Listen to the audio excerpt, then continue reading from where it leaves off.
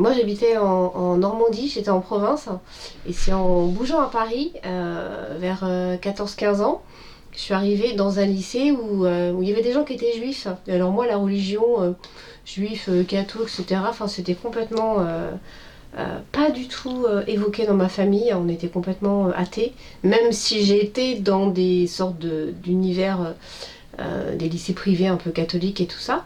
Et puis c'est là que j'ai commencé à m'intéresser avec mes camarades de classe en me disant mais c'est quoi?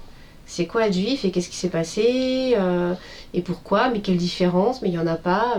Voilà. Et moi ça a toujours été une incompréhension totale de ce qui s'est passé à ce moment-là.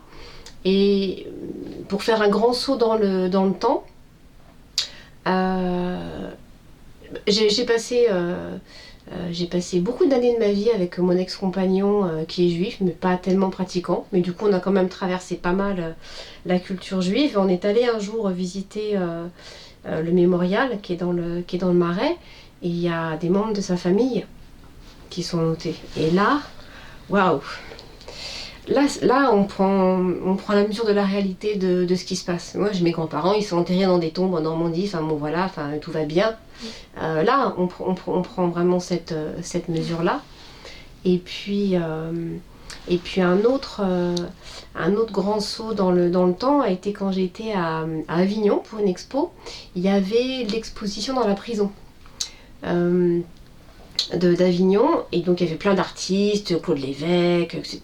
C'était super beau et tout. Et puis, il y avait un témoignage de Marceline Loridon, j'ai oublié l'autre partie de son nom, que je connaissais pas, enfin, voilà. Et il y avait son témoignage où elle racontait comment petite elle avait été déportée.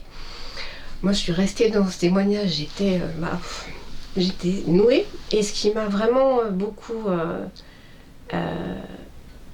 là, ce qui m'a vraiment marqué, c'est qu'il y avait les registres de la police française avec les noms de tous les juifs, la liste des gens qu'il fallait emporter et déporter. Et ça, moi, ça m'a... j'ai vraiment... c'est fou. J'ai vraiment pris la mesure de ce qui s'était passé avec ça, quoi. Voilà.